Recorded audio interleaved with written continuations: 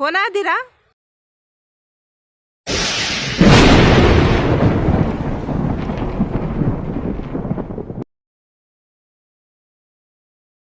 माफ करा, चुकले मी. मला मी अंधश्रद्धा समजत होते, पण ही खरंच श्रद्धा आहे. तुम्ही आहात आणि तुम्ही आम्हाला यातून उपाय सुचवा ही विनंती आहे. मला क्षमा करा. हे सगळं जे तुम्ही सांगितलंय ना, ते त्या राजकुमारीचं आम्ही तिला मुक्ती मिळण्यासाठी नक्कीच प्रयत्न करू. फक्त आम्हाला त्यासाठी काय करावं लागेल एवढंच सांगा. आणि तिचं हे सगळं ऐकून खूप दुःख झालं. आजही या जगात, या दुनियेत मुलगा मुलगी समान लेखले जात नाहीत. मुलीच्या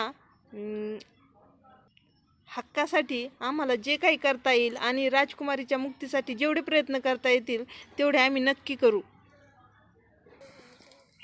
यावर उपाय सांगते, पण हा उपाय एवढा सोपा नाहीये. कारण पूर्वी लोक म्हणायचे की कोणाचा आशीर्वाद घेता आला नाही ना तरी पण चालेल, पण त्याचा तळतळाट कधी घ्यायचा नाही. तसाच आहे. आता ती राजकुमारी खूप दुखावली होती. तिनं तिच्या नजरेसमोर आईवडिलांना मरताना पाहिलं होतं. त्यामुळे ती खूप त्रासलेली होती आणि तिनं त्यामुळे सगळ्या प्रजेला तळतळाट दिलेला आहे. तो तळतळाट मिटवण्यासाठी आपल्याला तेवढे आशीर्वाद हवे आहेत. म्हणून हा उपाय काय एवढा सोपा तर नाहीये, तरी मी सुचवते.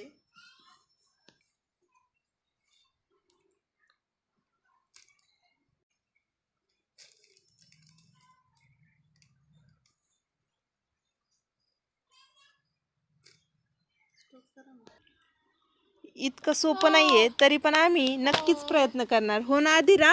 आपण प्रयत्न करायचे ना? आम्ही प्रयत्न तर नक्कीच करणार. कारण पुण्य करता नाही आलं तरी पण चालेल, पण पाप करायचं नाहीये.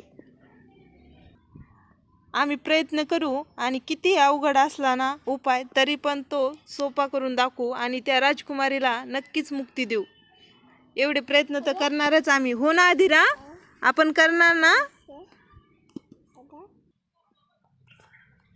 हो, मग त्यासाठी 7 देवी देवतांचे आशीर्वाद पाहिजे. त्यांना प्रसन्न करून घ्यायला लागतंय.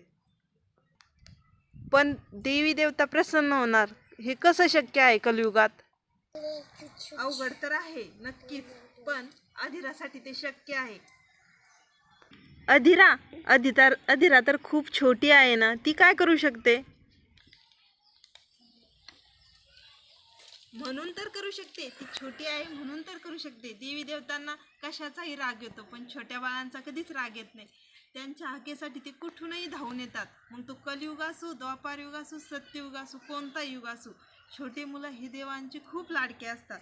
आणि तीच हा उपाय पण करू शकते आणि सगळ्या देवी देवतांना प्रसन्न पण करू शकते. आणि राजकुमारीला मुक्ती देण्यासाठी ती समर्थ आहे. म्हणून तर राजकुमारीने अधिराला निवडलंय ना.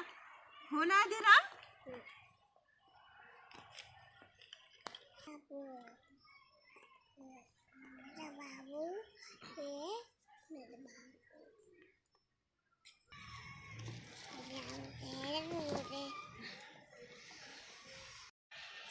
हो, आम्ही आता नक्कीच प्रयत्न करू देवी देवतांना प्रसन्न करण्याचा आणि राजकुमारीच्या मुक्तीचा.